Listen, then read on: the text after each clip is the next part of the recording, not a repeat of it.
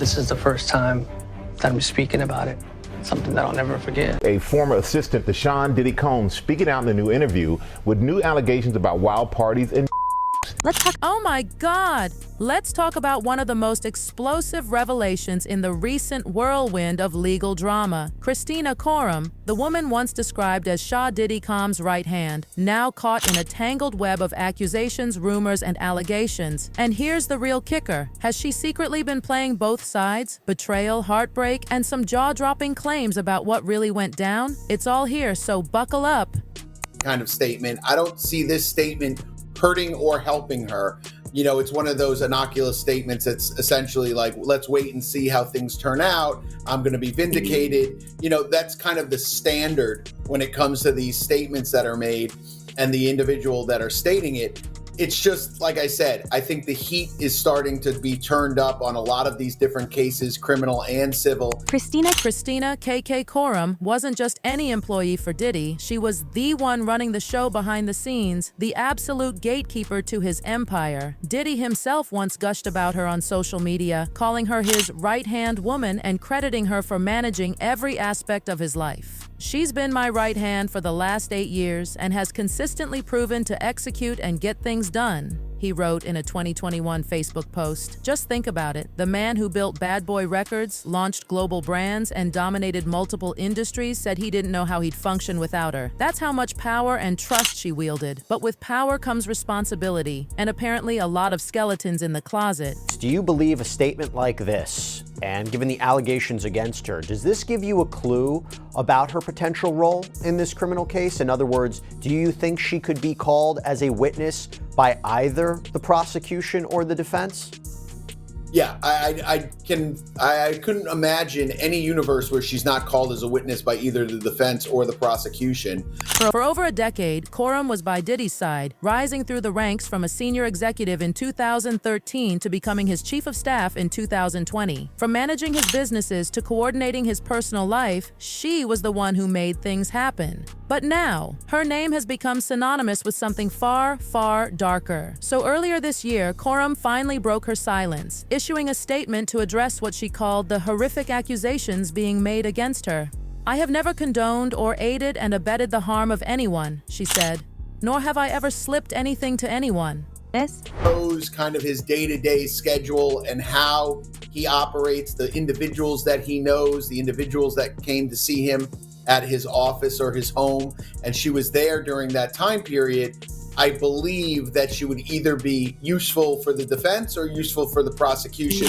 Rumors have been swirling that Cororm might have flipped on Diddy, providing key information to federal authorities in exchange for some kind of leniency. Could she be the one fueling the fire that's now engulfing her former boss? According to some insiders, Cororm's proximity to Diddy means she had access to everything: his plans, his operations, his secrets. If anyone could spill the tea on what really went down, it's her. And here's where things get murky. Some sources claim that Cororm has been cooperating with investigators for months, long before the lawsuits against her surfaced. If that's true, it would explain why Diddy's legal team has gone on the offensive, labeling some of the allegations against him as fictional and a coordinated attack. And I know you said he explained all of the items that were involved in these Wild King nights. Did he mention who would participate as well? A lot of them were unknown to him. He did mention that a lot of the women were very, very young as 20, not underage, but certainly. And then there's the claim that she downplayed physical encounters as friendly horseplay, telling employees it was just Diddy's way of showing that he likes you. If those accusations are true, they paint a picture of someone who was not just a bystander, but an active enabler. Good morning, Michael. At this point, we've all probably heard about these infamous parties. Diddy's assistant now giving us details about what he says were called Wild King Nights. But Cororm's alleged role didn't stop there. According to multiple lawsuits, she was deeply involved in organizing Diddy's infamous parties, events that have now become central to the allegations against him. These weren't just your average celebrity get-togethers. These were elaborate, multi-day affairs shrouded in secrecy and filled with high-profile guests. And according to some claims, Cororm was the one making the arrangements, from coordinating logistics to ensuring that certain, let's say, special requests were met. One former assistant even alleged that Cororm would alert him when Diddy wanted to host one of these events, sending him on frantic errands to stock up on supplies and prepare the venue. After the events, that same assistant claims he was tasked with cleaning up the aftermath, which he described as wrecked. A lot of times you have him with a younger female. There's a power dynamic there. A more impressionable girl is easier to reel in. Consent is between the people that are engaging, and I wasn't there in these situations to understand the consent. It doesn't end there. Another former employee, Phil Pines, alleged in a lawsuit that he once witnessed Diddy kick a woman outside his Miami home during one of these infamous gatherings. Pines claims that when he reported the incident to Cororm, she told him to never speak about it again and warned of repercussions if he did. This raises a chilling question. How much did Cororm know, and how far was she willing to go to keep things under wraps? The lawsuits don't just paint Cororm as an enabler, they suggest she was a key player in a much larger operation. Some allegations claim she was responsible for hiring and paying individuals to attend these parties and even arranging special guests for Diddy's private gatherings. And then there's the shocking claim that she allegedly instructed employees to carry certain items at all times, suggesting a level of preparation and organization that goes way beyond anything you'd expect from a typical chief of staff. If these allegations are true, it's no wonder that people are questioning her motives and her loyalties. In the moment, it just felt like, what? Like, is this fun for him? Is this like a test? It doesn't. So why would someone like Cororm, who had everything to lose, allegedly go along with these activities? Some speculate that it was about self-preservation. When you're that close to someone as powerful as Diddy, it's easy to get swept up in their orbit, but others believe there's more to the story, that Cororm might have been complicit out of ambition, loyalty, or fear. And now, with the spotlight firmly on her, those same forces could be driving her to cooperate with authorities in an effort to save herself. Listen to this description, because there is a whole section of that complaint dedicated to Kristina Khorram, where Rodney Jones basically makes the allegation that Kristina Khorram is the Ghislaine Maxwell to Sean Combs' Jeffrey Epstein. That's what it says. And of course, we know that she has been the associate of deceased financier Jeffrey Epstein, who ended up getting convicted of trafficking charges, sentenced to 20 years in prison. Of course, Cororm denies all of this. She insists that she's innocent, that she's being unfairly targeted because of her association with Diddy. And maybe she's right. After all, it's easy to point fingers when someone is in the middle of a scandal this massive. But the timing of her public statements, combined with the growing rumors of her cooperation with investigators, has left many wondering if there's more to the story than she's letting on. Well, I think it's heating up, and I think she has to make that statement at this point because a lot of people are making accusations. I'm sure there's an issue in terms of the federal investigation and what's going on with the federal investigation and if they're going to be interviewing her or using her as a witness. So my belief is all those things are coming to a head. Of course. And here's where things get even more complicated. As Diddy's legal troubles intensify, his inner circle seems to be crumbling. Cororm isn't the only former associate to break ranks, and the betrayals keep piling up. It's a scenario that's eerily reminiscent of another infamous figure whose inner circle turned against him, leading to his ultimate downfall. Could Diddy be heading down the same path? And if so, what role will Cororm play in his unraveling? In normal trafficking cases, you think of something a lot different than those accusations. And I do believe that she didn't know the details of everything that was going on. I don't really find it plausible to believe that she didn't know anything was going on. And let's pick up where we left off because this story just keeps getting wilder. With Kristina Khorram's name swirling in the headlines and her alleged involvement becoming a hot topic, you'd think Shaw Diddy Combs would have his hands full just dealing with her fallout. But the drama doesn't stop there. The walls are closing in on him from every side, and the betrayals,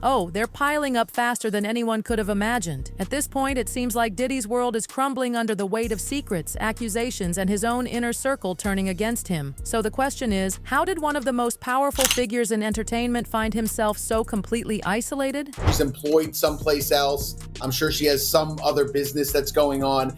And my belief is it's probably hurting those relationships she has being associated with Sean Combs.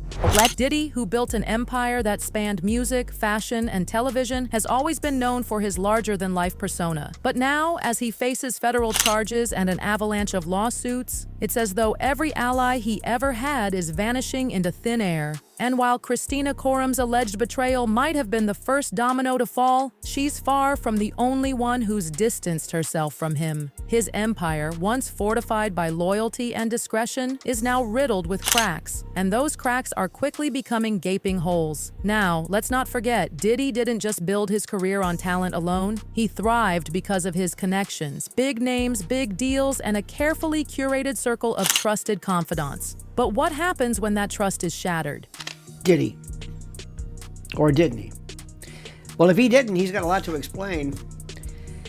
Well, apparently what Diddy's done now, which is a very interesting thing, is he's on the offensive of sorts.